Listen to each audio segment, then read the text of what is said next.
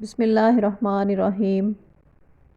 حضرت ابو ہریرہ رضی اللہ تعالیٰ عنہ بیان کرتے ہیں، رسول اللہ صلی اللہ علیہ وسلم نے فرمایا، ماہ مبارک رمضان تمہارے پاس آیا ہے، اللہ نے اس کا روزہ تم پر فرض کیا ہے۔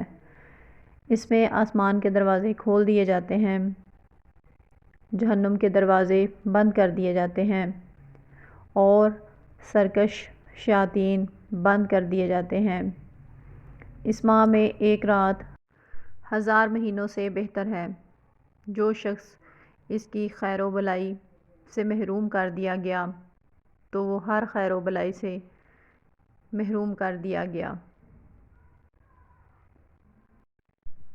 ایک اور حدیث میں ابن عمر رضی اللہ تعالیٰ عنہ بیان کرتے ہیں، رسول اللہ صلی اللہ علیہ وسلم نے فرمایا، تم روزہ نہ رکھو حتیٰ کہ تم رمضان کا چاند دیکھ لو، اور روزہ رکھنا موقوف نہ کرو حتیٰ کہ تم اس کے ہلال شوال کو دیکھ لو۔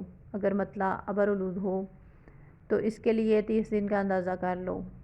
اور ایک اور روایت ہے، فرمایا، ماہ 29 دن کا بھی ہوتا ہے، تم روزہ نہ رکھو حتیٰ کہ تم اس ہلال رمضان کو دیکھ لو،